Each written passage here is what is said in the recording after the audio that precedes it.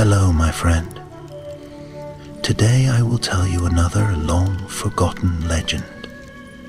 Close your eyes and let the magic transport you to Middle-earth. Our journey begins.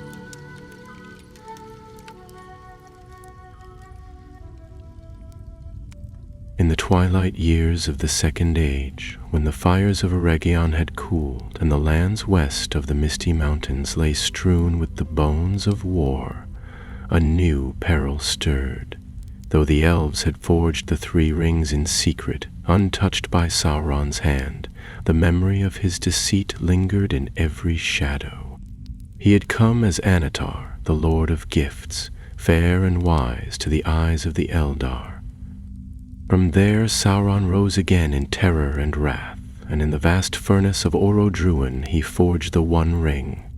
Yet in his hunger for dominion he did not place all his hope in a single band of gold. Deep within the mountains of mist, hidden beneath rock and ruin, he had crafted a secret, a lesser ring, bound not to command but to preserve, a vessel of retreat should Barad-dûr fall. None knew of it save a handful of his most devoted servants, and one who would betray him.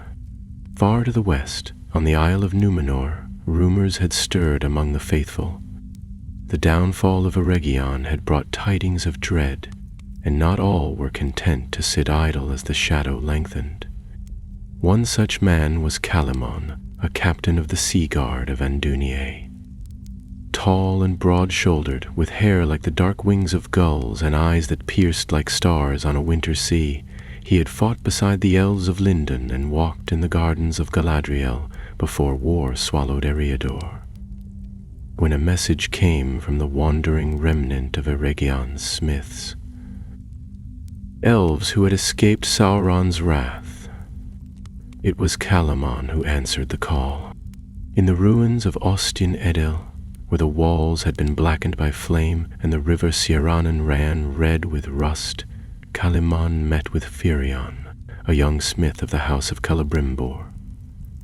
Firion had not borne arms in the Great War, but his hands had once worked beside masters who wrought wonders. He bore a secret, one passed to him by a dying lore master, hidden in a bundle of charred scrolls, a map leading to the secret forge of Sauron. He thought it a decoy at first, Firion said, his voice a whisper over the crackling wind. But the writings speak of a ring not born of the 9, nor the 7, nor the 3, a 13th, hidden, lost, yet calling. He meant it as a failsafe. Should his fortress fall, his spirit might find a vessel still. Calamon frowned, his hand resting on the hilt of his sword. Then we must find it before he does. Thus was the company formed. There was Irillion, a keen-minded elf of Lorien, silent as snow on stone. Targon, an old soldier of Númenor who had seen too many wars and trusted too few. And Lerwin, a healer of the southern vales, whose songs could soothe the most wounded soul, and who bore secrets of her own. With them came Firion, map-bearer and reluctant adventurer, and Calamon, their leader. They set out beneath the stars, riding swift and quiet through the ravaged woods of Eriador. The land had not yet healed from Sauron's war. Villages lay abandoned, their hearths cold and empty. Orcs skulked in the wild places, and the crows grew bold, circling high like black sails. Their goal was simple: reach the hidden forge deep in the mountains of mist and destroy whatever lay within. If the ring truly existed, it must not fall into Sauron's hands. But already the Dark Lord had caught the scent of their trail. High above, in the crags of the Ifel-Duoth, a creature watched the company depart. Neither living nor fully dead, cloaked in robes of smoke and sorrow, it bore no name save the one whispered in terror by those who glimpsed it: Ulcar, the Pale Servant. Once a great man of the East, he had given his soul to Sauron for life unending, and now moved like a ghost between worlds. Ulcar had heard the whispers of the lost ring. Sauron's failsafe. He had failed once, long ago, when Celebrimdor was slain and the three escaped his grasp.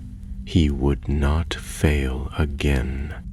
The company made camp that night by the banks of the river Glandwin, beneath trees whose bark was scorched and peeling. The stars were dim, veiled behind distant smoke. Firion kept to the edge of the firelight, poring over the map with trembling hands. Lerwin approached, her cloak drawn close.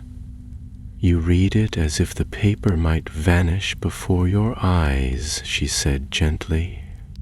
Firion smiled faintly. "It might. These were made in haste, ink smudged by fire. But I see it now. This mark, here, it is not a mountain. It is a door to the forge." Lerwin frowned. "And beyond it, I do not know," Firion whispered. "But the writing says, only the hand that seeks not power may enter unburned." Lerwin turned to gaze into the fire, and for a moment her expression darkened. The next morning, they rode eastward. The land grew steeper, the air colder. Snow dusted the shoulders of the hills, and wolves howled from unseen dens. At night, Calimon kept watch, with blade drawn, for he felt eyes upon them, unseen but never absent. On the 7th day, they reached the shadow of the misty mountains, and the path turned treacherous. Boulders blocked their way, and narrow ledges twisted like serpents through the cliffs. There, in the cleft of a forgotten vale, Firion stopped. "News for you.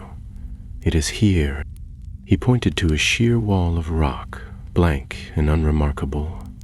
But when Lerwin stepped forward and sang softly in the tongue of the elves, the stone shimmered like glass, and an archway appeared, tall, narrow, and framed with runes that glowed like embers. Targon grunted. "That's no dwarven craft." "No," Calimon said, "it is worse. This was made by him." And as they stood before the gate, a wind rose, carrying with it a sound that chilled their bones. Not a voice, not words, but something deeper. A presence, a memory, a warning. Firion clutched the map. "It waits for us." And from far above, Ulcar smiled. The game had begun. The doorway stood before them, motionless and silent, a dark hollow set into the mountainside, its rim traced by dull red runes that neither pulsed nor flickered. Behind it, a long, breathless hush had fallen across the land. Even the ever-watchful birds had vanished from the trees, and the wind that had followed them so faithfully through the western vales had ceased to blow. It was as though the mountain itself were holding its breath.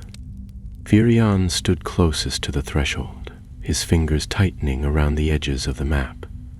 The young elf had been strangely quiet since revealing the gateway, and now his lips moved silently as he read the runes to himself. Behind him, Targon adjusted the weight of his axe on his shoulder and squinted at the dark passage beyond. The old soldier asked. "Do we step in and see what secrets your scrolls have brought us to? Or do we wait for something worse to come find us standing about like fools?" Calimon was slower to respond. He studied the doorway with an unreadable expression, his eyes flickering between the runes and the deepening gloom within. Though he spoke little of such matters, Calimon was no stranger to the works of the enemy. He had crossed battlefields scorched by sorcery, and seen what became of men who lingered near places touched by Sauron's hand. But this was not the Black Land, nor one of the great keeps of Mordor. This felt older somehow, quieter, as though it had been left alone for a long, long time. "Let no one enter alone," he said finally, lowering his voice. "Whatever lies within may still be bound by enchantments. Firion, do those runes offer warning?" The elf hesitated before nodding once. "They say, 'Only by light shall shadow be turned. He who walks in greed shall find only fire.'" Lerwin's brow furrowed. "That is Elvish, but not ours.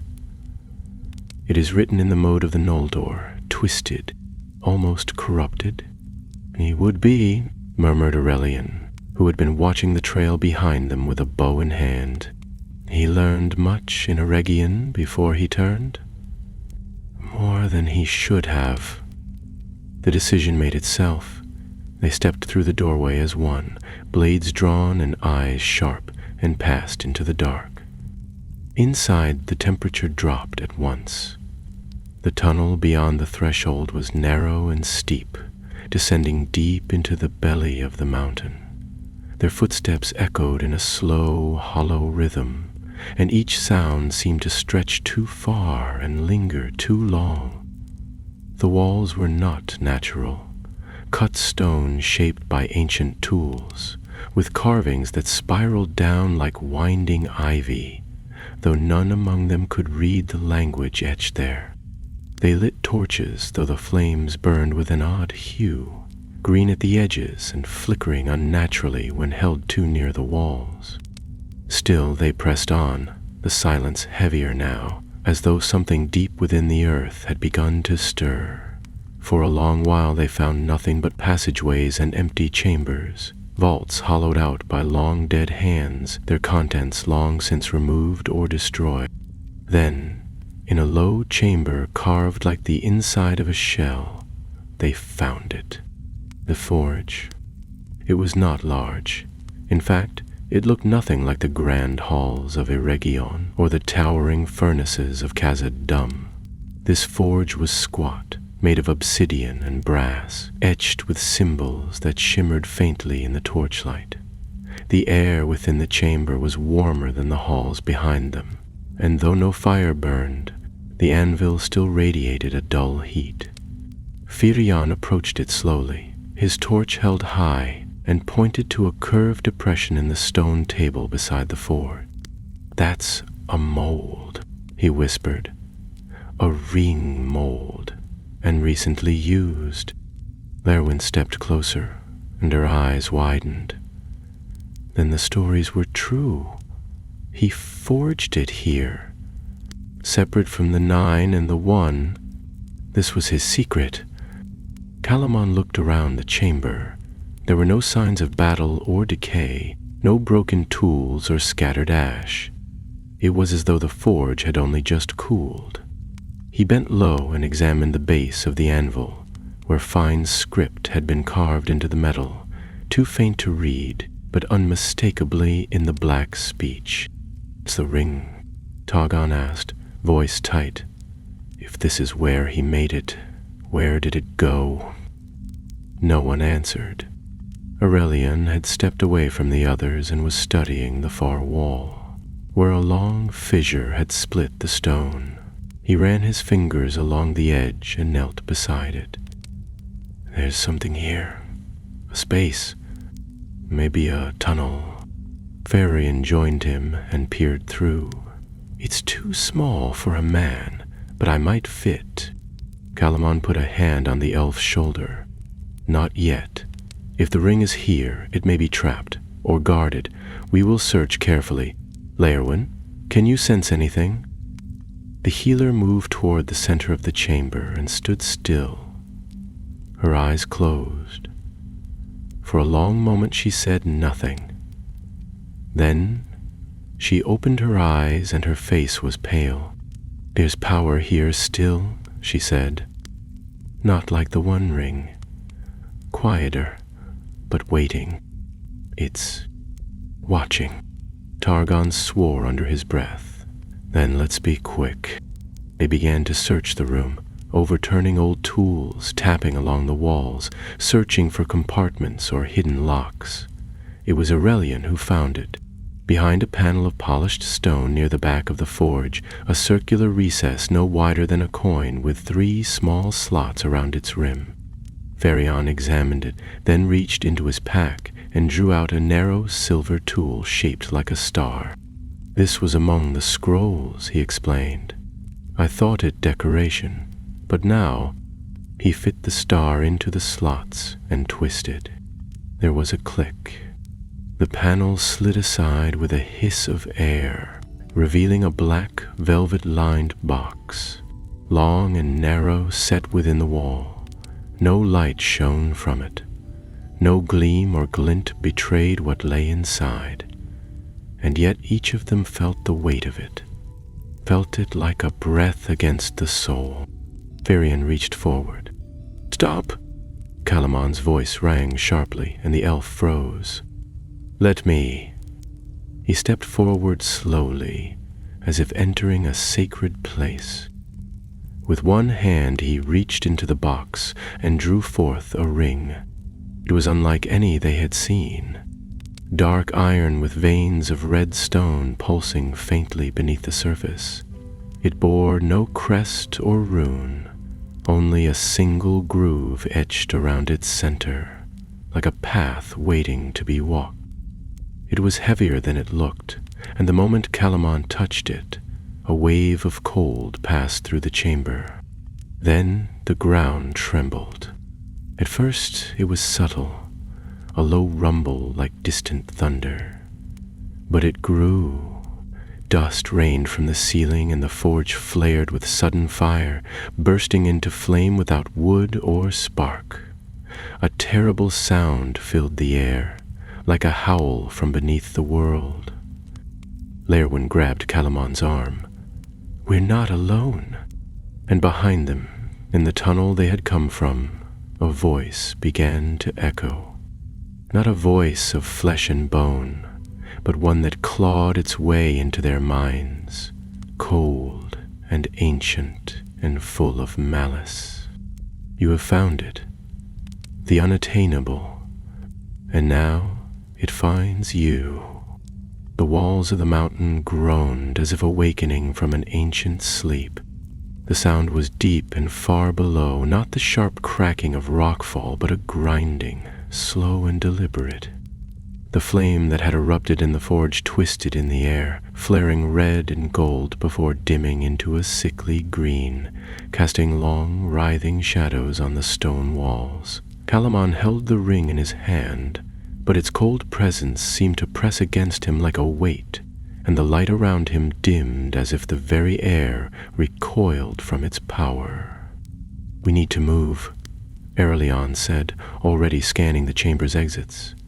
His voice was calm, but the set of his jaw betrayed urgency. That voice, it's not just echo. Something is coming. "No," Lerwin said suddenly, stepping to Calamon's side. "That ring, it's not safe to carry. Even now it works on him. Look at the shadows." Targon looked and cursed under his breath. Where Calamon stood, the light bent strangely, gathering and curving toward his hand like moths, drawn not to flame, but to something darker, something deeper. Calamon's face was pale, but his voice remained steady. "We came to find it. We can't leave it here. If Sauron or his servants reach this place, they'll take it." "Then bury it," Targon growled. "Seal it. Better yet, drop it in that fire and end this madness." Ferion shook his head. "The fire burns, but it is not a Rodruin. This forge will not unmake what it created. It was built to bind, not to destroy." Aurelian turned his head toward the tunnel and narrowed his eyes. "Voices," he said. "Footsteps, dozens of them." The company snapped into motion. Calamon wrapped the ring in a piece of thick cloth and slipped it into a pouch at his side. Larwen moved to the back wall, where Aurelion had earlier found the narrow fissure and tested its edge with her fingers. The gap was jagged but deep, sloping downward into darkness. "It's the only way out," she said. "Whatever's coming through the tunnel, we won't outfight it here." They moved quickly. Targon went first, squeezing through the cleft sideways with his shield on his back. Aurelion followed with a torch, the flame flickering madly as the air narrowed. Ferion came next, his pack pressed tight to his chest. Calamon went last, ducking through with one hand on his sword hilt and the other gripping the ring's pouch. They had not gone far before the sound behind them changed. A shriek split the darkness. A high, terrible sound that echoed off the stone in ways no mortal voice could. Larwen flinched and looked back, her breath catching. "He's here," she whispered. The tunnel twisted sharply, and the company emerged into a low chamber filled with old, broken stone. They had descended deep beneath the forge, into what looked like a collapsed storage vault. Crates and rusted tools littered the ground, half swallowed by dust and time. The chamber had no visible exit, but Aurelion held up his torch and pointed toward the far wall, where a trickle of air stirred the dust. "There," he said, "a draft. There's another way out." Targon moved to start clearing the rubble, but before he could touch it, a sound rose from the passage behind them. Heavy footsteps, slow and dragging. The company turned, weapons drawn. Ulkar entered the vault. He was not tall, yet he filled the doorway like a shadow spilling across the floor. His cloak was colorless, not black but utterly void of light, as if woven from absence itself. His face was hidden behind a hood of thin gray cloth, but eyes burned beneath it, pale and flickering like dying embers. "Thieves," he said, and the words struck like a chill wind. "You bring ruin with you."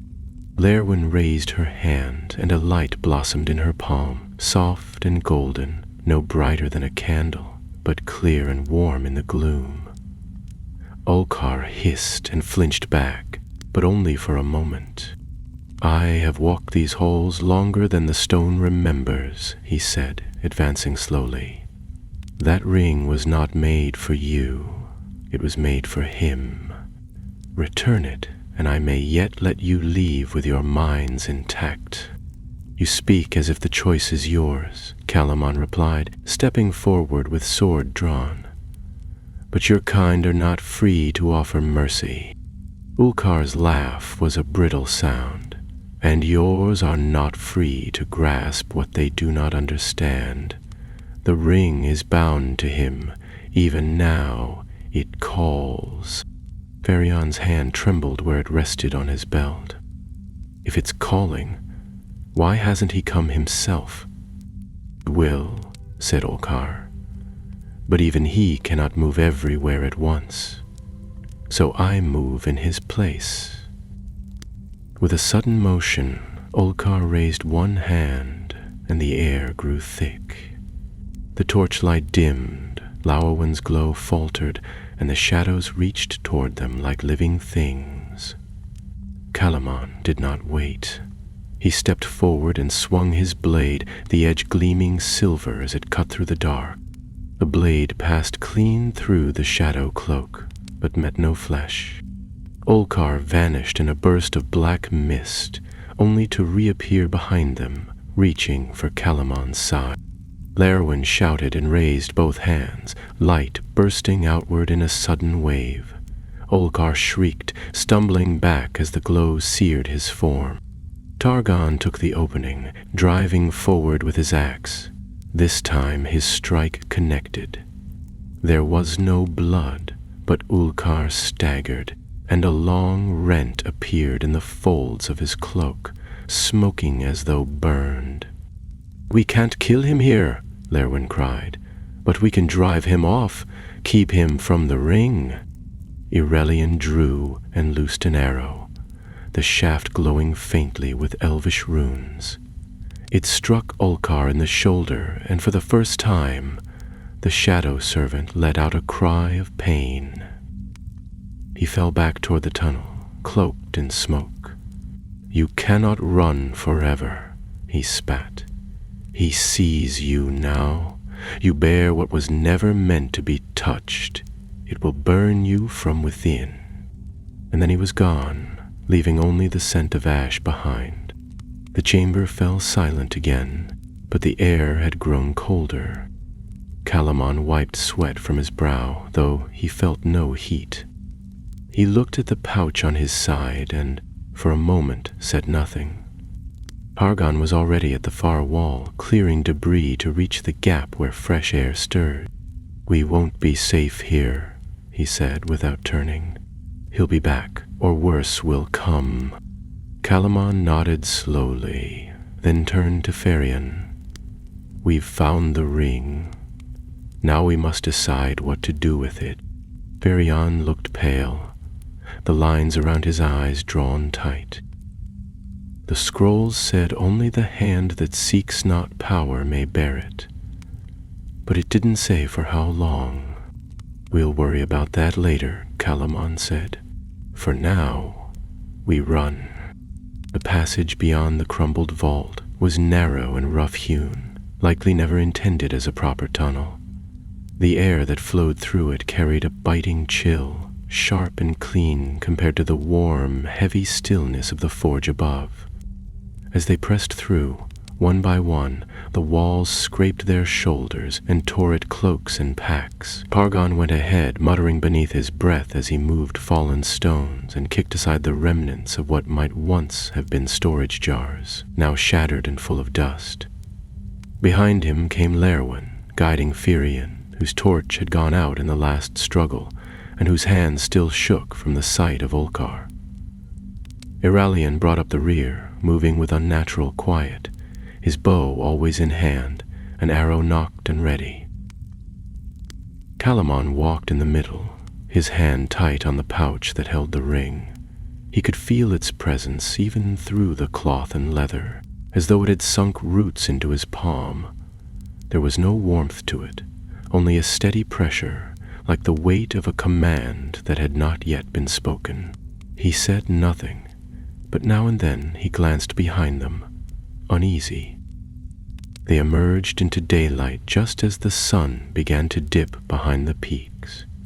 The tunnel had opened high on the mountainside, well above the forested slopes below, and for a time they stood in silence, letting the cold wind bite at their faces. The valley stretched beneath them, scattered with trees and patches of stony grassland. Far off in the east, a storm was brewing, thick gray clouds roiling on the horizon like a rising tide. Targon gave a grunt of approval. "That'll slow anything that tries to follow us." "It'll slow us, too," Lerwin said, brushing hair from her face as the wind tore at her cloak. "Especially if we stay on the mountain." Calamon scanned the valley, calculating. "We follow the ridge north until we find a place to descend safely. Then we make for the old road, the one that runs east of Holland Ridge. With luck, we'll be across the river by tomorrow night." Irelion was already moving, picking his way along a narrow trail that skirted the rock face. The others followed, their descent slow but steady. As night fell, the wind rose, howling through the crags and sending loose stones tumbling into the darkness below. They made camp in a shallow cave barely wide enough for the 5 of them, and lit no fire, fearful that the light might draw eyes they could not see. Calamon took first watch. The others slept fitfully, their dreams restless and tangled. Ferion muttered in his sleep, his brow furrowed and damp with sweat, while Lerwin tossed beneath her cloak, her fingers twitching as though trying to grasp something just out of reach. Only Irelion slept in silence, his face still and calm, though even he kept one hand resting on the hilt of his blade. The sky grew darker still, the stars hidden behind thick clouds.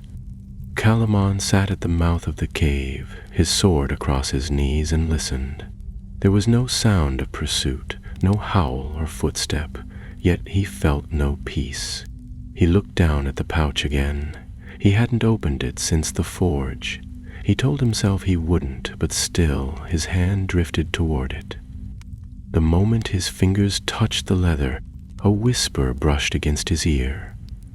Not a sound exactly, but a presence. He froze, listening, but nothing came. Slowly, carefully, he pulled the pouch open and looked inside. The ring sat coiled like a serpent, dark and silent. But there was something wrong about the way the light caught it, as if it bent the world around itself.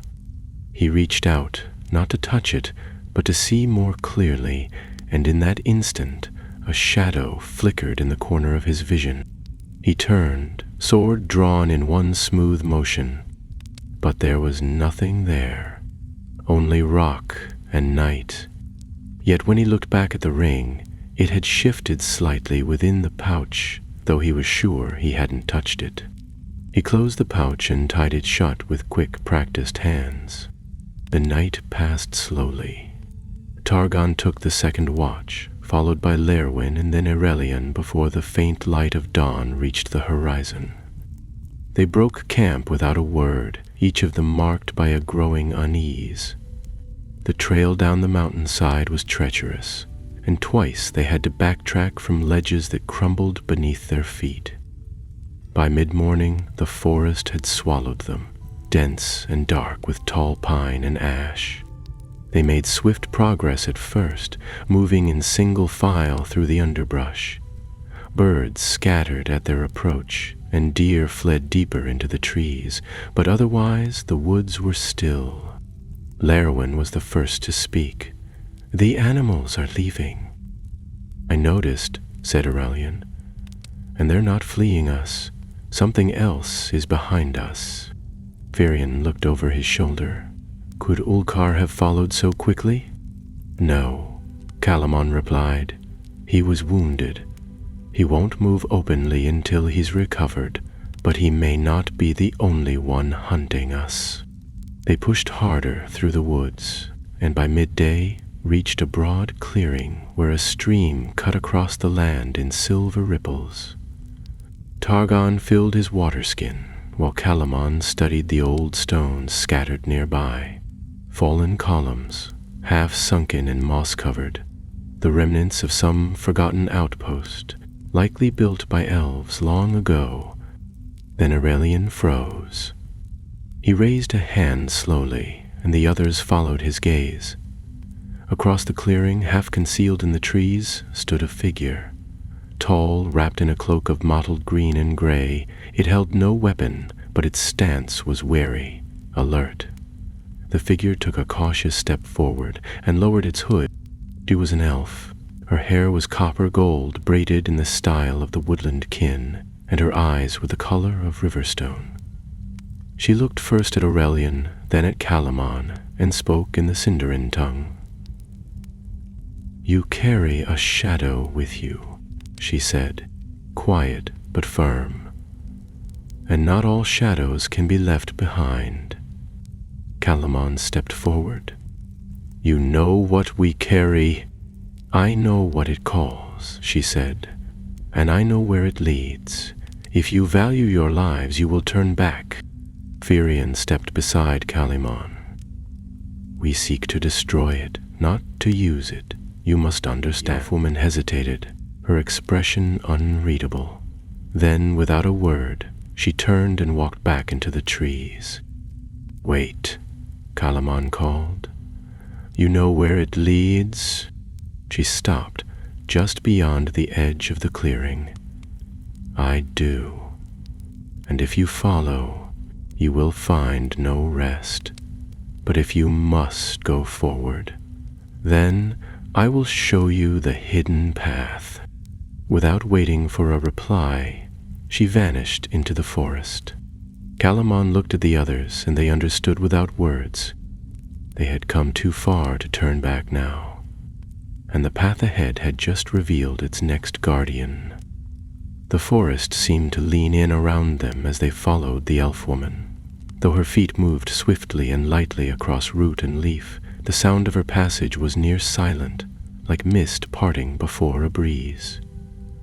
Not once did she look back, yet she never lost the path, even when it vanished among the ferns and underbrush.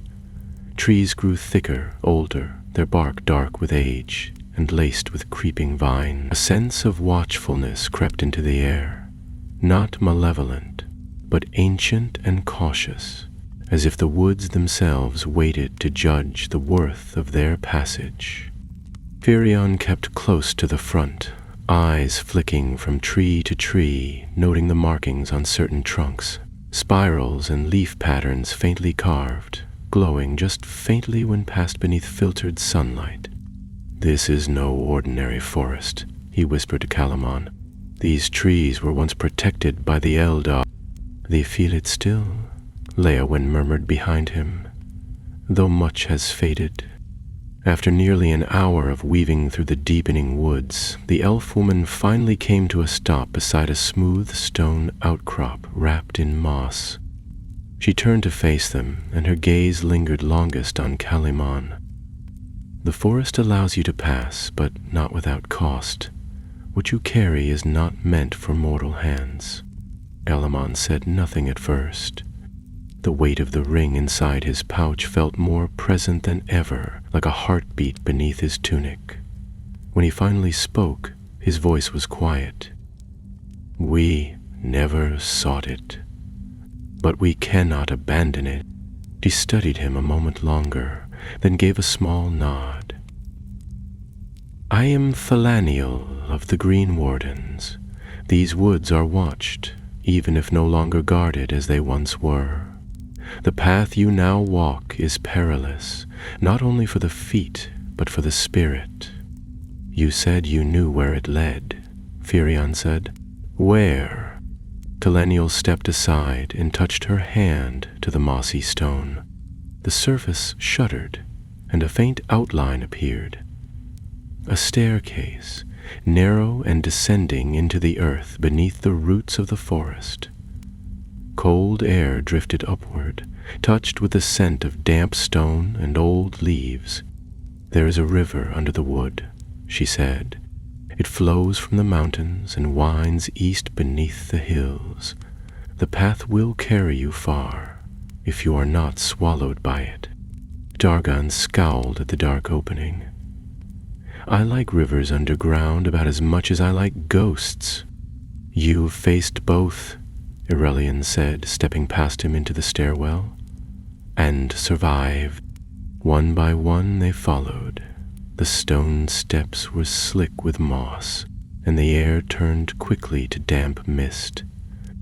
Thalaniel led them for a time, her hand resting lightly on the wall as she walked. Glow lights flickered above them. Tiny insects or enchantments, no one could tell, but their glow kept the passage from falling to pitch black.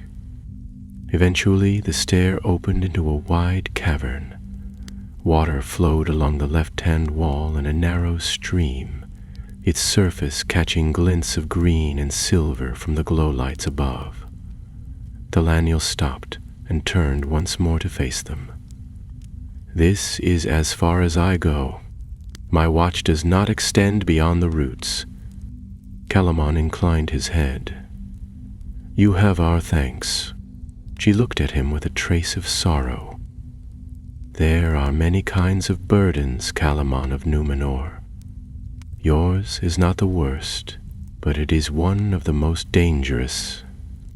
Without another word, she turned and climbed the steps, her form fading into shadow as she rose. They pressed on. The path was smoother now, the stone worn by centuries of water and quiet passage. Strange roots hung from the ceiling in tangled drifts, and once they passed a place where pale mushrooms clustered in the thousands, glowing softly like a fallen star field. Time passed differently underground. Without the sky above, it became impossible to mark the hours, and only the ache of limbs and the growl of empty stomachs reminded them that day had slipped into night. They made camp beside the underground stream, lighting a single lantern and eating what little dried fruit and bread remained. Conversation was sparse. Farion sat with the map spread across his knees, trying to judge how far they had come. Lerwin leaned against a rock, humming softly to herself as she repaired a torn boot. Targon muttered about the damp in the way the walls listened, while Aurelian paced the edge of the firelight, ever alert. Calamon did not sit. He stood just beyond the light, hand resting on the pouch once again. Though he tried to ignore it, the ring whispered. It said nothing he could name, yet its presence pushed at his thoughts, testing the cracks in his will. The darkness seemed to amplify it. He closed his eyes and took a deep breath, recalling the gardens of Andunier, the salt wind of the western sea, the sound of his mother's voice. Only then did the pressure ease. He returned to the others as Aurelian finished his circuit. "There's movement behind us," the elf said. "Faint but steady." "More of Sauron's creatures?" asked Farion. "Maybe. Or something drawn to the ring. Either way, we don't wait to find out." They packed quickly and moved on. The tunnel narrowed, then broadened again into a vast underground hall where pillars rose like tree trunks, and the stream plunged into a deep pool. As they passed through, Lerwin paused and tilted her head. "Do you hear that?" At first, there was nothing. Then came a faint, rhythmic sound, a drumming, slow and echoing from the far side of the cavern. Calamon motioned for silence, and they advanced carefully, weapons ready. From behind a pillar, the source of the sound revealed itself. A band of creatures, tall, gaunt things with gray skin and hollow eyes, their limbs too long for their frames and their mouths sewn shut with black thread, stood in a line. Their hands held rods of iron, and they beat them against the stone in eerie unison. At their center stood a taller figure, cloaked in bone-colored robes, a helm of iron covering his face. "Lergol," Firion whispered in dread. "One of the Nameless." Calamon remembered the tales. Lergol had once been a man of the eastern desert, a warlord who had knelt to Sauron in the earliest days of the Second Age. He had traded his tongue for silence, his name for command. Now he served as a voice of the will behind the eye. They had found the ring, or perhaps it had called them. Lergol raised a hand, and the beating stopped. "We run," Aurelian said immediately. "No," Calamon said, drawing his sword. "We buy time. Aurelian, Lerwin, Farion, take the right passage. Get clear. Targon and I will hold them." "Too many," Lerwin argued, stepping forward. "There'll be more if we fall," Calamon snapped. "Go." "That's an order." Without waiting for more, he rushed forward with a cry. Targon cursed loudly and charged beside him, axe raised. Steel rang in the deep. The first blow struck like thunder against the hollow stone. Calamon's sword arced in a blur of silver light, cleaving the rod from the nearest creature's grip and cutting deep into its neck. The thing did not cry out, only staggered backwards as dark smoke poured from its wound and vanished into the air. Targon roared and met the second one head-on, his axe crunching through ribs with a sound like splitting ice. Despite their twisted forms, the gray-skinned figures did not fight with fury or even instinct. They moved in perfect rhythm, attacking as one, silent and unrelenting, as though driven not by blood but by command. Behind them, Lerwin hesitated for a heartbeat, torn between her orders and her instinct to fight beside Calamon. But Aurelian caught her arm. He gave the order for a reason. We cannot help him by disobeying." Ferion was already moving, clutching the map and torch as he darted toward the right-hand tunnel. Léowyn followed, though each step away felt like a betrayal. The path curved sharply, taking them away from the battle, and the moment they were out of sight, the sounds of combat seemed to dull, as if swallowed by the mountain itself. Back in the cavern, Calamon fought like a man possessed, each stroke of his sword finding its mark, though sweat now soaked his brow and his arms trembled with effort. Targon held the line beside him, breathing heavily, blood, his own or not, streaming down one cheek. The enemy did not relent. For each that fell, another stepped forward. They did not die with cries of pain, only with a hiss of smoke, collapsing soundlessly to the ground or crumbling to ash. Leirgul stood unmoving at the back, watching, without interference, his iron mask glinting dully in the cavern light. The hollow sockets of his helm followed every movement, and though he made no gesture, it was clear that his will drove the creatures onward. "They don't tire," Targon growled between blows. "How long do we have to hold?" "Long enough," Calamon said through clenched teeth. "Just long enough." He ducked beneath a sweeping strike, drove his blade upward, and felt the creature's chest give way. Another came immediately, clawed hands reaching for his throat. Then, suddenly, a shriek cut through the air, not from the enemy, but from the tunnel behind. Léowyn had returned. She came not with blade drawn, but with light blazing from her outstretched hands. The glow was no ordinary torchlight. It was golden and pulsing, born of some ancient power that ran deeper than words. As the light touched the creatures, they staggered and fell back. Their forms writhed in confusion, as though the very shape of them was coming undone beneath the weight of that glow. "Fall back," she shouted. "Now!" Calamon didn't question her. He and Targon pushed toward the tunnel, cutting a path as the enemy recoiled from the light. Just as they reached the threshold, Leirgul finally moved. He raised his hand, not in anger, but in something closer to regret, and a cold wind burst from the space around him, sweeping through the cavern like a flood. The light in Léowyn's hands faltered. Calamon turned and grabbed her, dragging her into the tunnel before the wave reached them. The three of them stumbled forward through the dark, the air behind them now filled with the sound of marching. Steady and inescapable, they caught up with Firion and Erelion in a narrow passage, barely wide enough for two abreast. Calamon fell against the wall, breathing hard. "We're alive," he managed. "That's something." Léowyn leaned back and wiped the sweat from her brow. "I couldn't hold it. That wind. He drew the light out of the air." "I've seen that before," Erelion said grimly. "Servants of the Nameless can steal hope itself. That's how they kill without raising a blade. But we've slowed them," Targon added. "Bought time. It'll have to be enough." The tunnel stretched on, winding deeper beneath the hills. Hours passed in silence, broken only by the sound of their footsteps and the soft trickle of water that still flowed beside them. When they finally emerged into open air again, the sky above was leaden with clouds and the wind had shifted, carrying with it the scent of rain and wet stone. They stood on the eastern side of the mountains now, the forest behind them and the plain stretching wide ahead.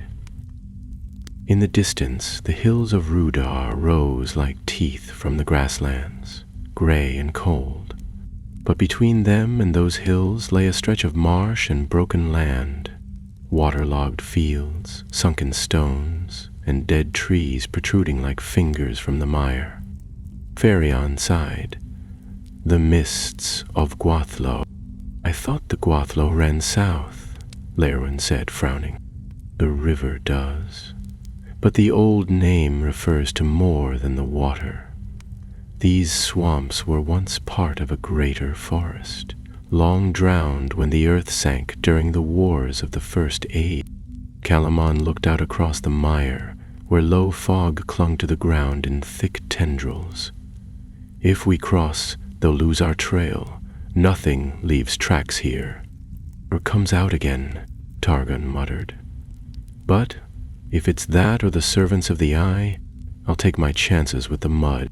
They set off before noon, weaving through the reeds and mossy hillocks that dotted the wetlands. The ground sucked at their boots, and more than once someone slipped into a pool of cold, murky water. Strange lights flickered in the distance, greenish orbs that hovered and then vanished. Firion warned them not to follow them, no matter how near they seemed or how much they looked like lanterns or stars. "They're called the Moaning Lights," he said. "I don't know what they are, only that the elves feared them." By nightfall they had found a patch of drier land, raised slightly above the marsh, ringed by old tree roots and half-fallen stones. They made camp there without fire, fearful of drawing attention. As they rested, Calamon took the ring from its pouch and stared at it in silence. "It's changing," he said softly. "When I first touched it, it was silent. Now, it hums." Lywin reached toward it, then stopped. "Let me see." He placed it carefully in her hand. She closed her fingers around it, then gasped and dropped it. "It's listening," she whispered. "It knows us now, each of us." Calamon picked it up again. "Then we cannot carry it much longer. It must be destroyed." "But how?" Firion asked. "You said the forge would not unmake it." "There is one other fire," Arayan said slowly. "One flame that can undo Sauron's craft." They all looked to him. "Orodruin," he said. "The mountain in Mordor, where the One was forged." A long silence followed.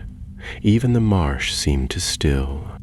"That's madness," Targon said at last. "March into Mordor, past armies, past the Eye. Unless we find another way," Calamon said quietly. "It may be the only path left." Rain began to fall some time before dawn.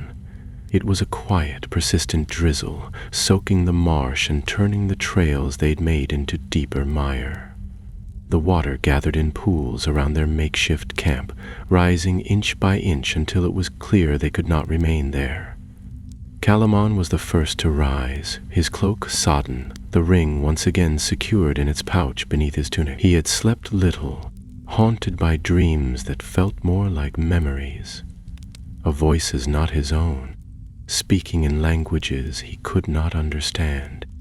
Every time he awoke, the ring was quiet, but he never doubted that it had spoken. They moved before full light, stepping carefully over half-sunken roots and clumps of moss-covered rock. The fog clung thick about their legs, and once or twice they heard splashing in the distance, soft and rhythmic, as if something moved through the swamp just beyond sight. No one spoke. Even Targon, usually the first to grumble at the weather, kept his head down and his axe close to hand.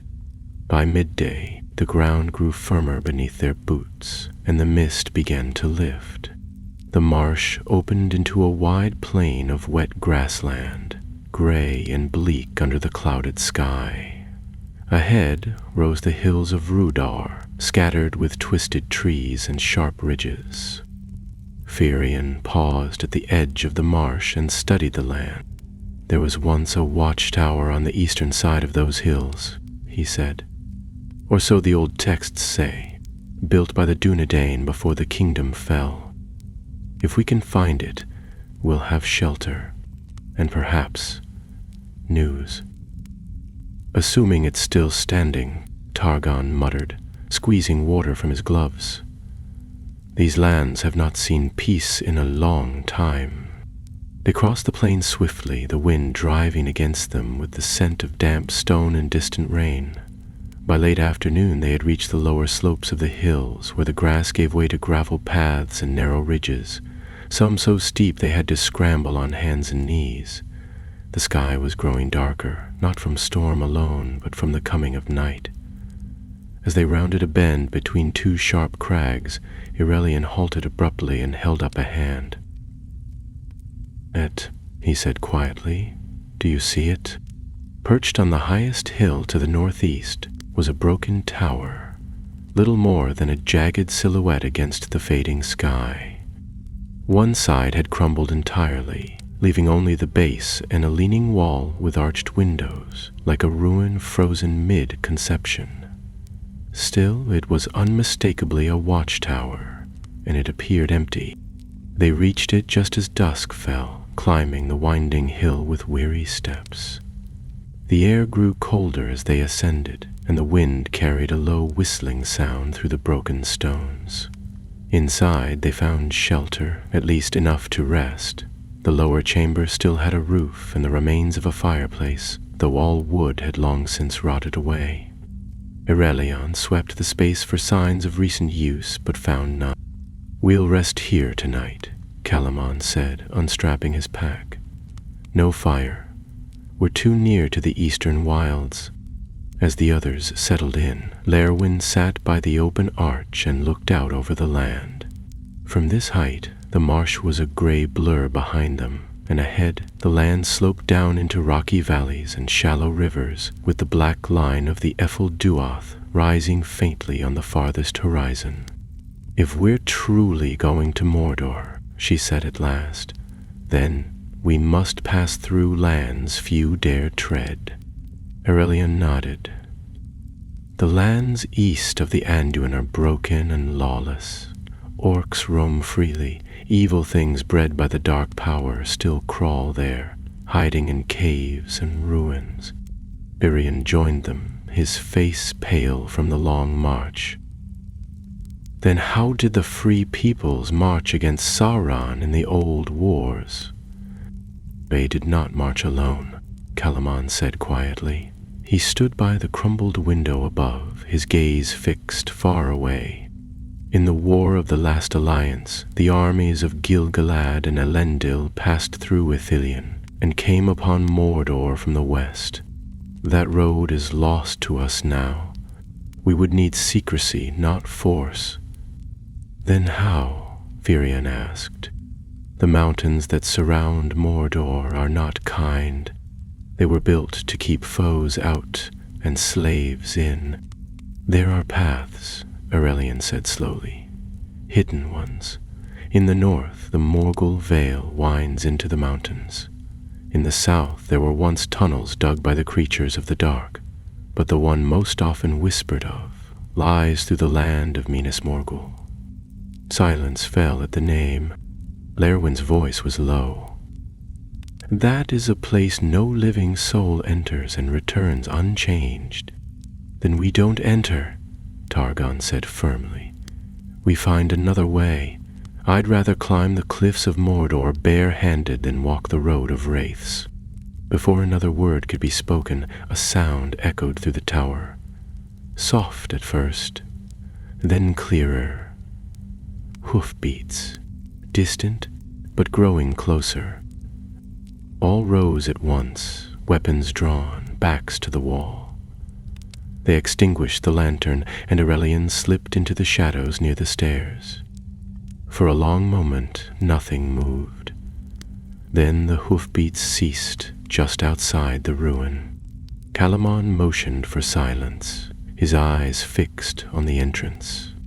A figure stepped into view. It was cloaked in brown and green, hood drawn low, but there was nothing of shadow about him. He moved with caution but not stealth, and as he entered the lower chamber, he raised one hand in greeting. "I come alone," he said, his voice quiet and smooth. "I mean no harm." Calamon lowered his sword slightly, but did not sheath it. "Who are you?" The man pulled back his hood. His face was lean, his eyes sharp, and his skin weathered by long travel. A star-shaped brooch gleamed on his collar. "I am Halbarn of the Dundadain," he said, "and I believe you carry something that does not belong in this world." Laramon looked sharply at Calimon. "He knows." Halbaron stepped closer, slowly, not threatening. "Word travels, even in shadow. I've heard whispers of a group moving east, and of a forge once hidden beneath the mountains. I followed that trail, and I found you." "What do you want?" Calimon asked warily. "To help," Halbaron said, "if you'll let me. But I must know, what do you intend to do with it?" "We intend to destroy it," Calimon replied.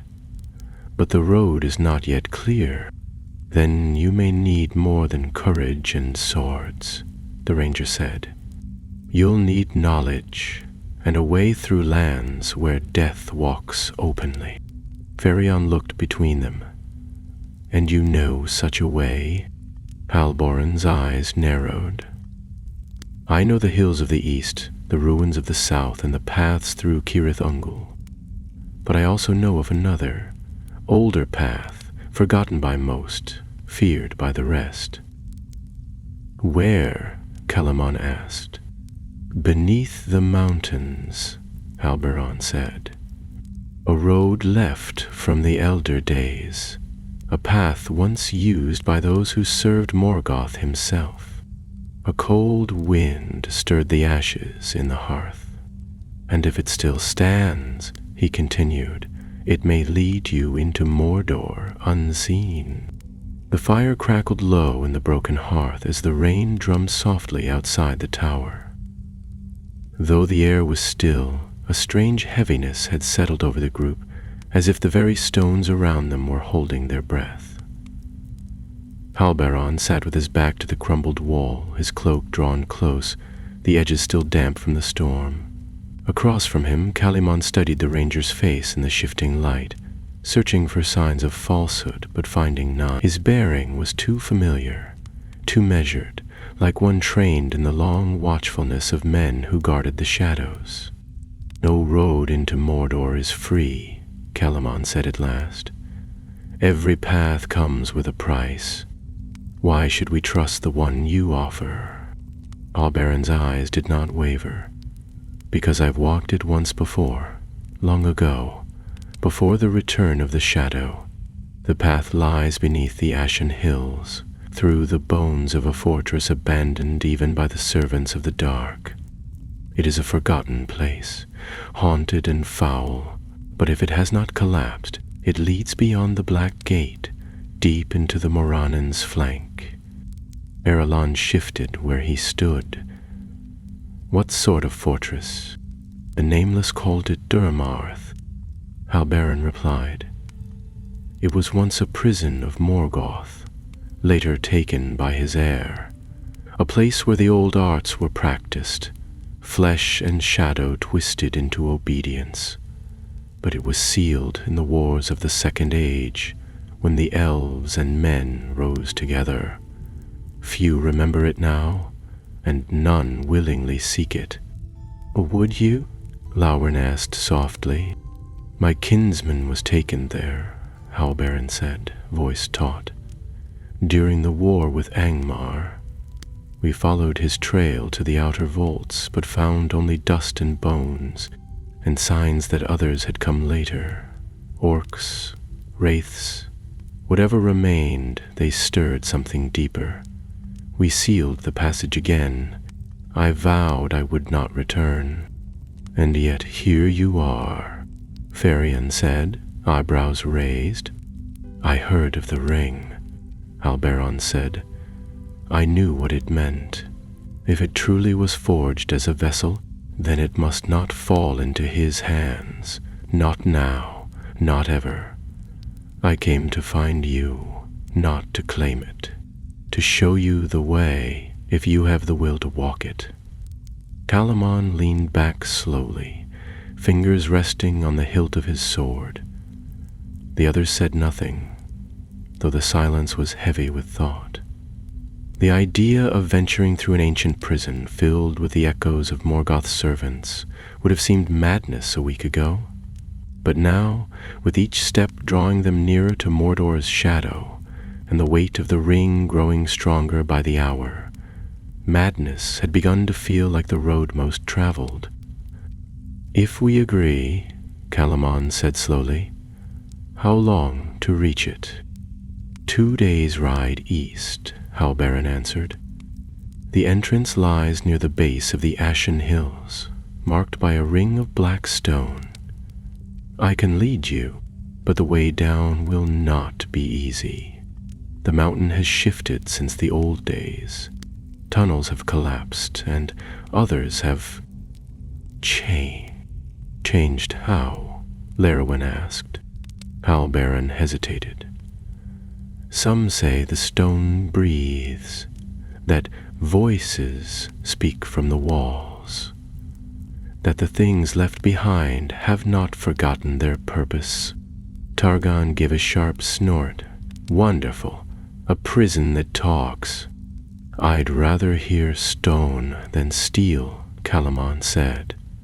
"If it's hidden well enough, it may be the only chance we have." Silmarillion nodded. "And the less we must cross in the open, the fewer eyes will find us." That night they took turns sleeping in pairs, with one always awake beside the unlit fire. Calamon did not rest. The ring's presence weighed on him more with each hour. He had stopped hearing whispers days ago, not because they had ceased, but because they no longer startled him.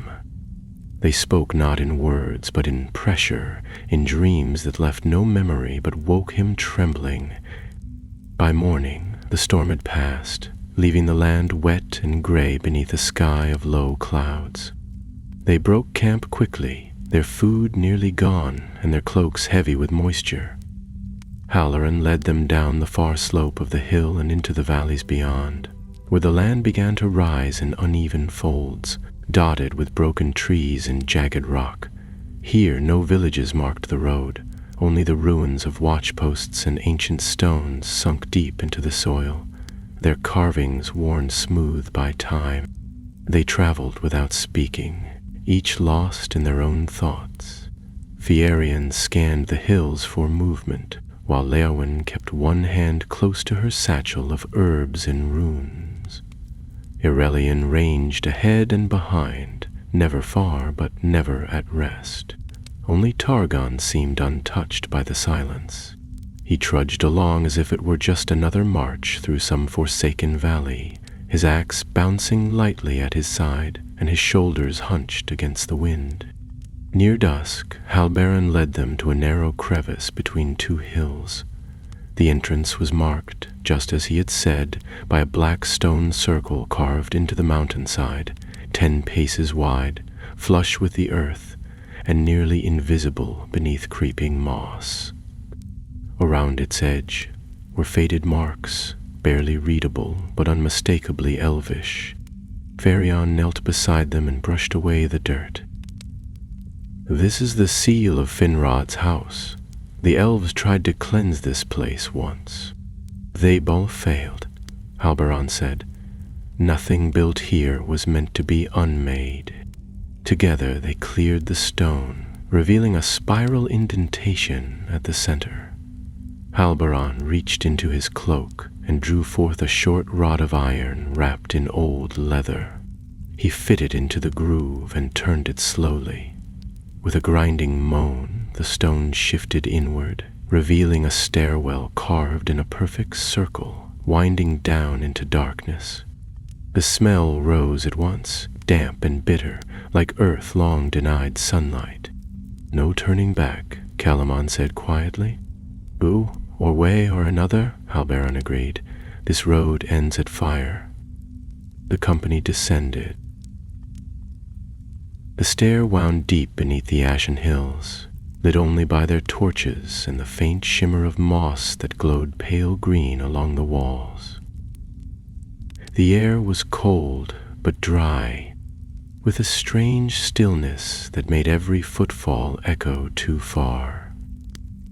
The stone was smooth underfoot, unbroken by roots or cracks, as though time itself had never touched these depths. After an hour, the stairs ended in a great chamber, round, domed, and empty save for a series of carved pillars that circled the room. Each was marked with a different symbol, some resembling chains, others strange runes twisted into unnatural forms. In the center of the chamber stood a pedestal, and upon it rested a stone bowl filled with dust and bone fragments. No doors, Targon muttered. No path forward. There will be one, Halberon said, moving to the pedestal, but only if we are still welcome. Laren stepped forward slowly, her eyes fixed on the bowl.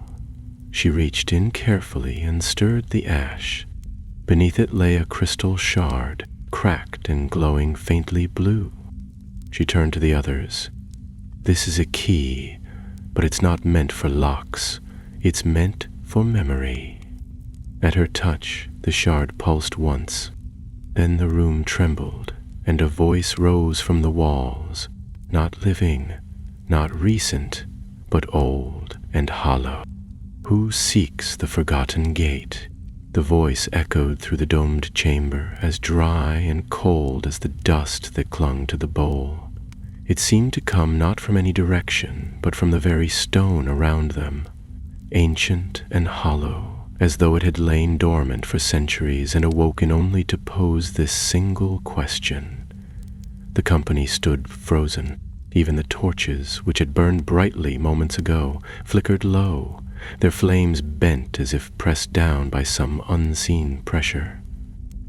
Halberon stepped forward, his hand resting on the hilt of his sword. "We are travelers," he said slowly, speaking into the silence. "We seek a road that was buried, a path into the east where none now tread." There was no response at first. Then the voice came again, quieter this time, but unmistakably near. "Only the marked may enter, only the broken may pass." Ferion looked at Lerwin, brows drawn together. "What does that mean? A test?" Lerwin still held the glowing shard in her hand. The blue light pulsed gently, growing warmer against her palm. "It's reacting. I think it remembers. It's tied to something deeper." The ground shuddered beneath them. One of the stone pillars trembled, and a seam appeared at its base, cracking slowly upward until it split in two. With a loud groan it swung inward, revealing a narrow corridor beyond, sloping downward into pitch darkness. The torchlight didn't reach far into it, and the air that drifted out was heavy with the scent of mildew and iron. "I suppose that's our welcome," Targon said, his voice low. "I would hardly call it friendly," Ariel muttered, "but it's better than turning back." They entered the corridor in single file, with Halberon and Calamon at the front.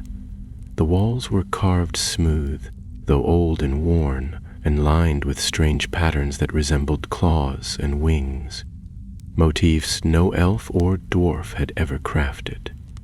The deeper they went, the more the air felt strange, thinner, as if something was slowly being drawn from them with every step. Lerwin walked behind Firion, the shard still glowing faintly.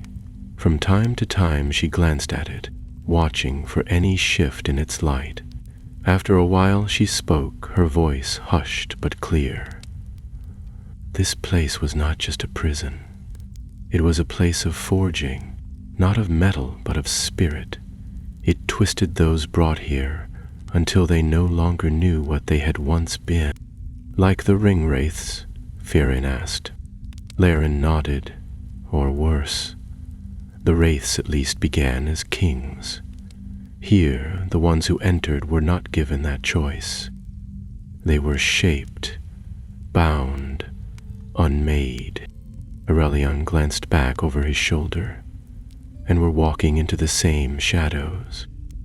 "Not without reason," Calimon said, "not without purpose." The path opened into another chamber, this one longer, with rows of alcoves set into the walls, each shaped like an arch, and empty save for bits of armor or broken bones. The ceiling was low, held up by squat columns carved with snarling faces. The company moved quietly, each footstep muffled by the thick dust beneath their boots. Targon paused beside one of the alcoves and knelt. This armor, it's Númenórean, old, but not first age. Whoever wore this came here after the fall of the great kings. Halberin joined him, studying the markings. "Some of our people vanished during the wars with the East. We thought they were taken to Barad-dûr. Perhaps some were brought here." "I don't like this," Fiorin muttered, gripping his torch tighter. "There are too many echoes." "There's no turning back now," Calimon said. "Keep moving." They passed into a second corridor, this one narrower, with only one torch's width between the walls. The stone floors sloped more sharply here, and the carvings became more elaborate. Rows of symbols written in a tongue none of them could read. The light from Lerwin's shard grew stronger, casting a soft glow that seemed to press back against the gloom. But then the air changed. It was subtle at first, like a draft from an open window. The torches sputtered. Calimon's hand instinctively went to the ring beneath his tunic. It felt heavier than before, its presence more insistent. He could feel it pulling, not toward danger, but toward something hidden, something near. Suddenly Aurelion froze. "There's something ahead."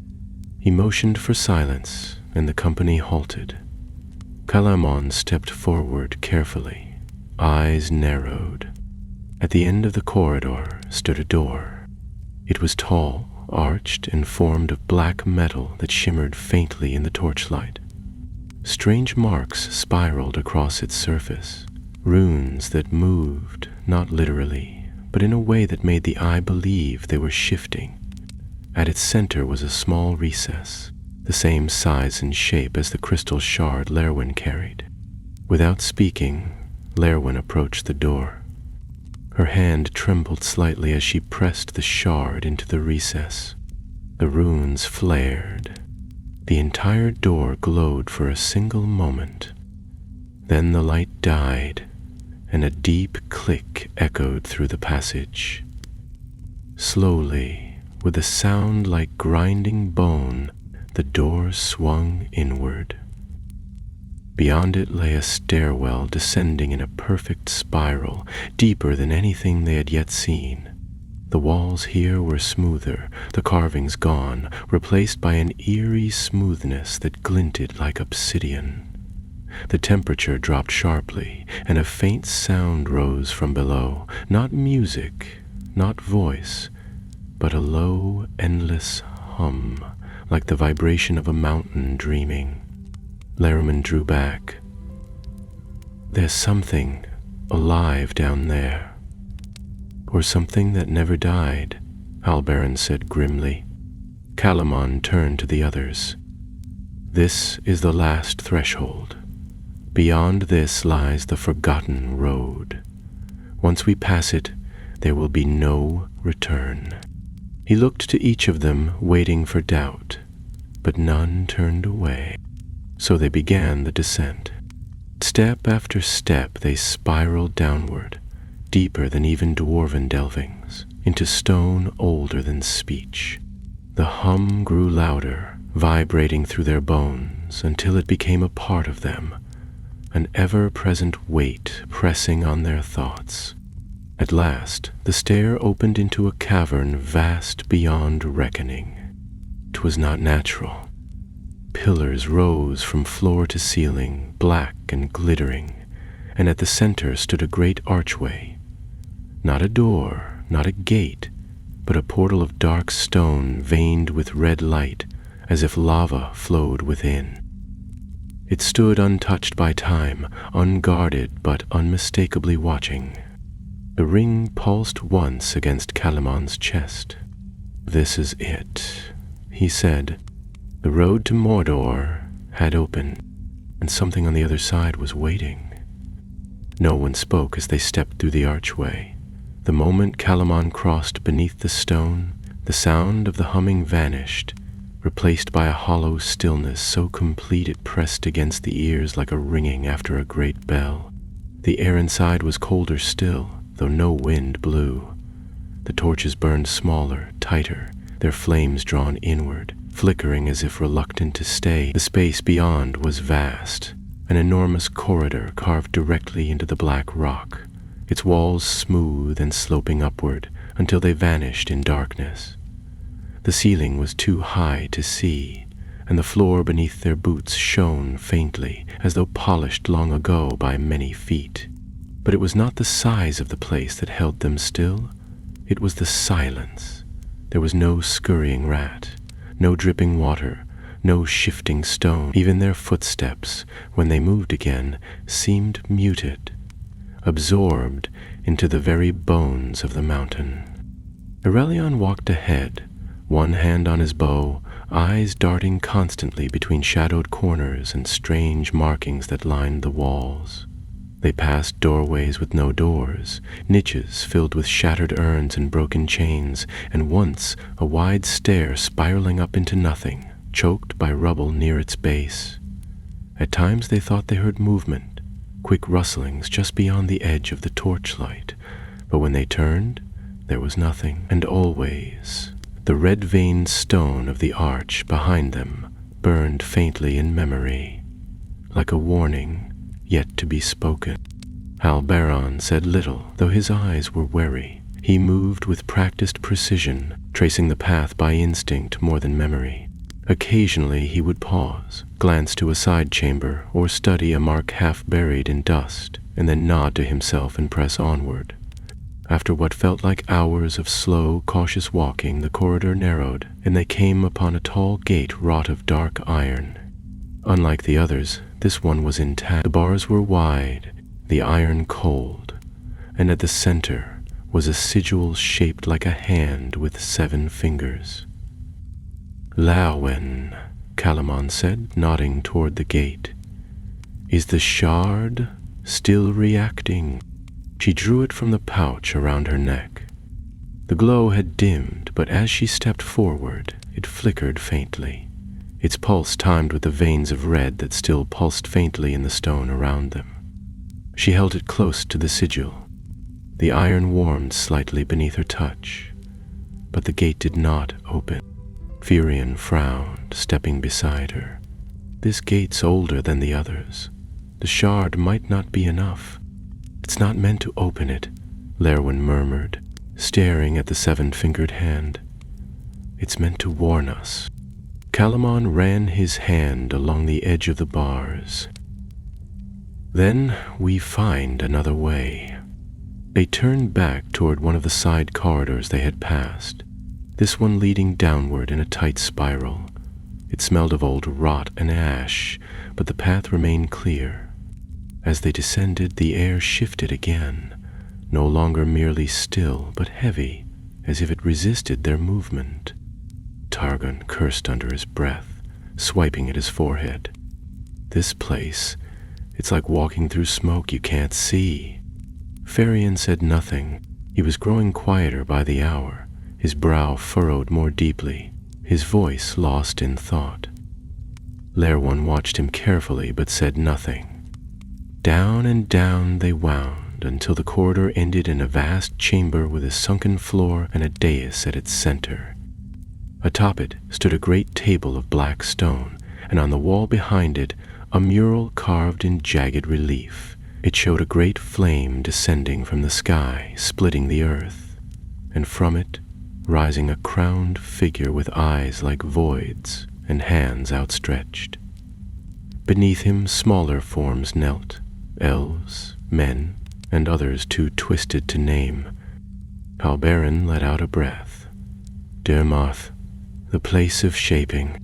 The table bore deep cuts, runes that glowed faintly even now, not with light, but with presence, as if something of those old rites still clung to the stone. Lerwin stepped closer, running her fingers near, but not on, the markings. "It's old," she whispered, "too old for Sauron's work. This was Morgoth's. The shadow of it still lingers." "Is this where the path continues?" Aurelian asked, scanning the walls. "No," said Halbaran, "but it means we're close. The route lies behind the shaping halls, a tunnel carved for the servants of the old power, used to ferry what was made here into the world above. They searched the room, and it was Ferion who found it. Behind a cracked statue of a kneeling figure, a small stone door hidden so well it nearly blended with the wall. When he pressed against its base, it slid aside with a dry hiss, revealing a low passage no taller than a man. The tunnel was narrow and arched, the ceiling covered in old soot. The smell was worse here, acrid and clinging. Even Targon winced as they stepped inside. The path twisted like a serpent, winding deeper still. Then, without warning, the tunnel opened into a great hall, a chamber wide and tall, where a chasm split the floor in two. Across it, a narrow bridge of stone spanned the gap, no wider than a plank. The darkness below was complete. No torchlight touched it. "I don't like this," Erelon said quietly, stepping to the edge and dropping a pebble. They listened. There was no sound. "Bottomless? You're enchanted," Halbaran said. "But we have no other way." Calimon stepped forward, testing the bridge. The stone was solid if slick with damp.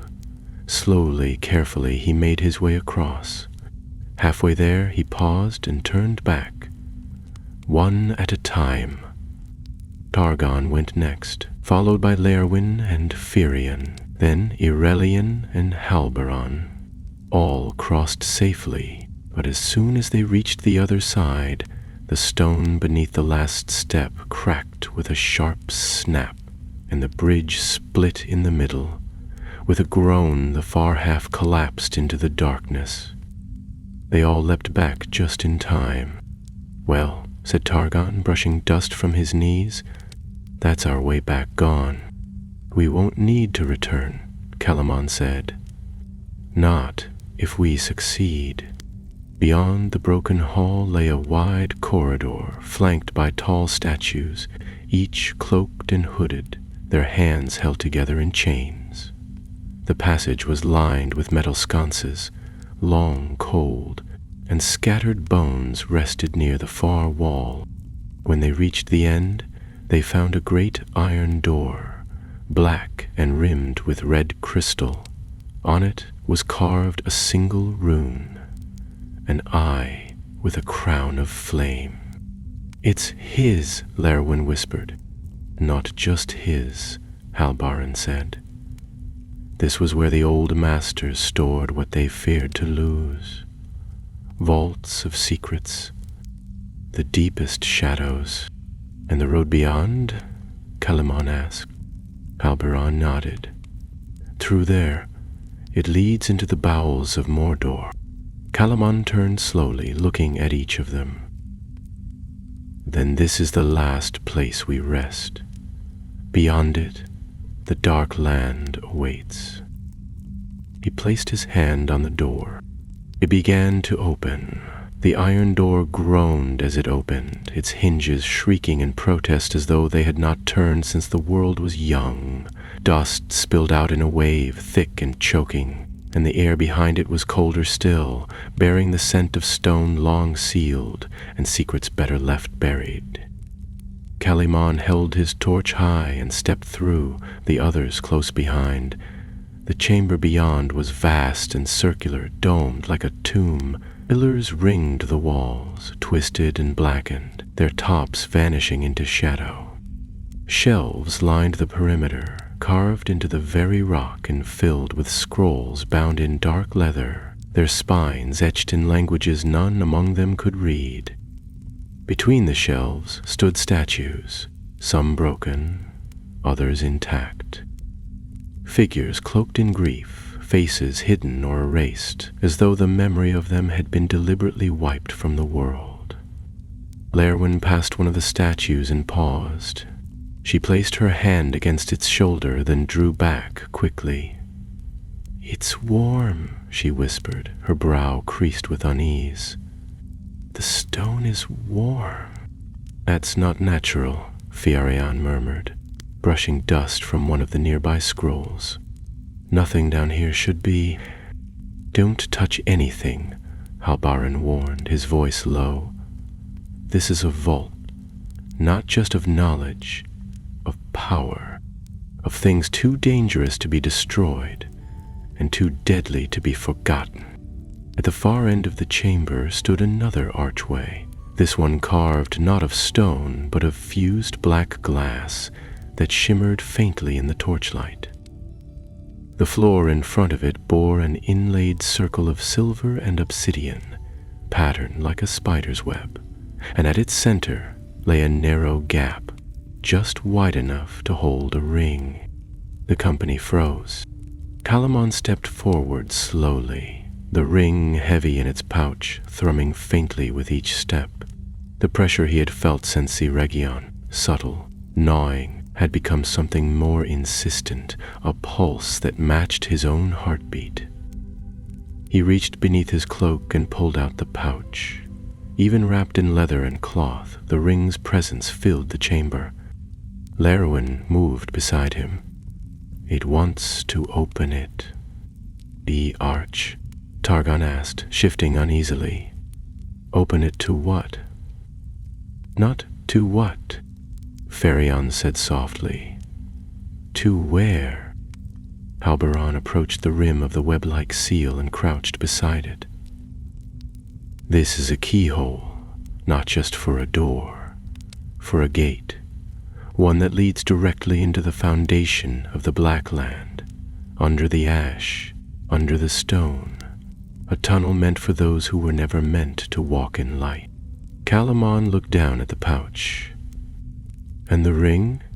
It was made not only to preserve him," Halbaran said, rising. "It was made to pass through places even the eye cannot see. This is his path of escape should all else fail. He built this before the One, before the war." Lerwin touched Calamon's arm. "We don't need to open it. The road continues through the side passage. We could pass into Mordor without touching this seal." "But we be seen," Aurelian said. "The open road is watched. This one is not." Targon turned away from the seal, clearly uncomfortable. "We've come this far without letting that cursed thing guide us. Why start now?" Calamon didn't answer. He looked at the seal, the arch, the darkness beyond. Then he looked at his companions, each tired, each worn down by the road and the weight of what they carried. His gaze lingered on Ferion, whose eyes had grown hollow, then on Lerwin, who stood steady but with a tightness in her shoulders she hadn't carried at the beginning. "We'll use the side path," Calamon said at last, slipping the pouch back beneath his cloak. "We are not here to follow his design, even if the path is quicker." A murmur of relief passed through the group. They turned from the seal and made their way toward the narrow passage that wound beside the main vault.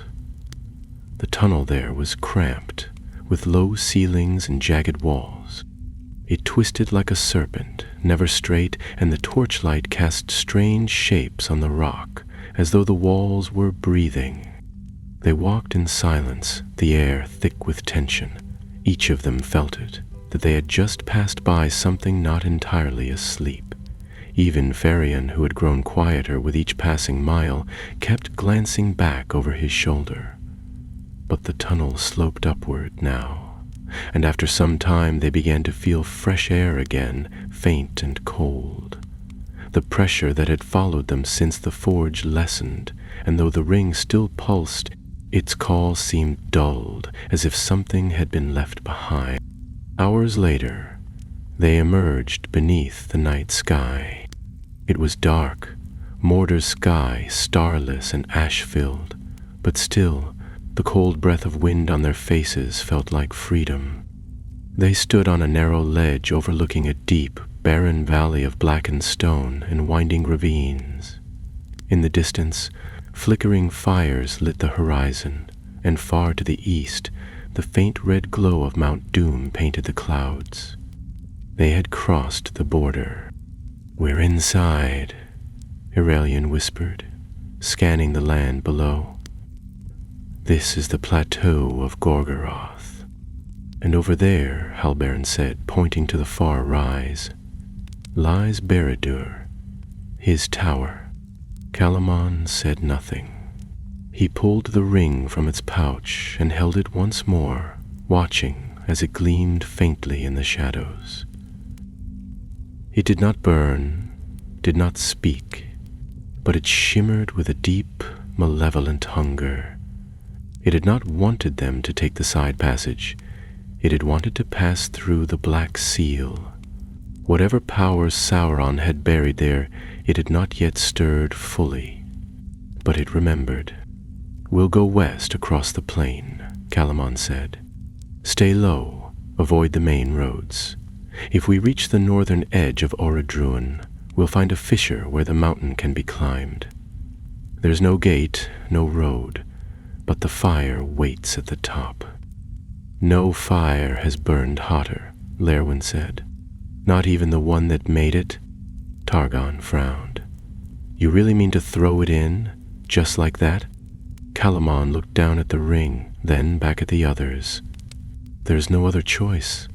If we hesitate, it will find a way back to him, and if it does, it will not be alone next time." They made their way down the slope under cover of night, cloaks drawn tight, blades ready, and the dark plain of Mordor yawning before them. Behind them, far below in the vault, the web-like seal lay untouched. But the black arch pulsed once, faint and slow. It was waiting.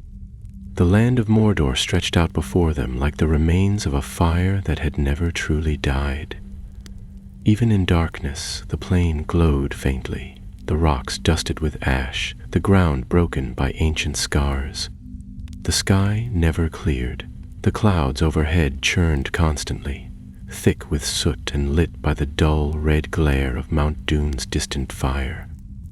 No birds circled the sky, and no beasts roamed the plain, not open. The only sound was the wind, dry and restless, whispering across the rocks in a language no one dared try to understand. For 2 days they traveled by night, moving in silence, pausing only when shelter could be found beneath jagged stone or within the cracks of collapsed watchposts. They drank from hidden cisterns and ate sparingly, their packs now nearly empty. The ring grew heavier with every mile, though Calamon said nothing of it. He kept it wrapped, untouched, but the weight of its presence pulled at him constantly. It did not speak aloud, but it no longer needed to. It had begun to shape the space around them. They all felt it, though none dared voice it. Furion had grown pale and unsteady, his steps faltering, his words sparse. Aurelian's gaze was sharper than ever, but his hands never left his bow. Even Lerwin, who had carried light through the darkest of places, now walked in silence, her eyes distant, her songs forgotten. Targon's mutterings had stopped altogether, and Calamon, he had not dreamed in days. Halbarn scouted ahead as they approached the base of the mountain, where the rocks twisted into narrow ridges and deep gullies formed from ancient lava flows in the heat of centuries. He returned just before dusk, his voice low and steady. "There's a path, barely. An old fissure up the northern face. It'll take us high, close enough to reach the edge of the crater, if the wind holds and the mountain doesn't stir." "No watchposts?" Calamon asked. "None," Halberon said. "The eye no longer guards what it thinks cannot be reached." They rested one last time beneath an overhang of cold black stone. Lerwin wrapped Ferion's feet in linen and gave him the last of the herbs she'd saved. He nodded weakly and leaned back against the rock, staring up at the ash-dark sky. "He knows," he said quietly, not to anyone in particular. "He knows we're here. He just doesn't understand why." "Will," Calamon answered. They began the final climb before nightfall, moving up through narrow crevices and across steep, crumbling ledges. The air grew hotter with every step, the rocks beneath their boots warming like coals. Smoke drifted from unseen vents, carrying the bitter tang of sulfur and iron. The wind howled through the cracks in the mountain, not like breath, but like the sigh of something vast stirring in its sleep. Near midnight they reached the lip of the outer rim. The top of Oro Ruin loomed above them, a jagged ridge surrounding a pit of roiling flame. The glow lit the sky above, painting it in shades of red and gold, though no sun or moon was near. The heat pressed against them in waves, sweat beading instantly on their skin, breath short and ragged. The air shimmered, and the light bent as if trying to twist away from itself. Calamon stepped to the edge, the pouch clutched in both hands. He looked into the heart of the mountain and saw not just fire, but will. Something ancient and alive. The cracks in the stone pulsed with molten light, and deep below, the fires that had once birthed the One Ring waited to unmake what Sauron had hidden. Behind him, the others stood watching. No one moved, no one spoke.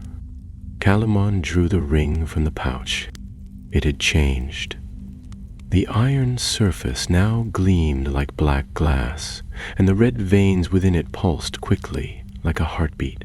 For a moment he felt the power of it, the terrible clarity it offered, not strength of body or command, but something subtler. Knowledge. Understanding. The power to see the world as it truly was, and to shape it. His hand trembled. He took a breath. Then he stepped forward. But before he could reach the edge, a scream echoed across the crater.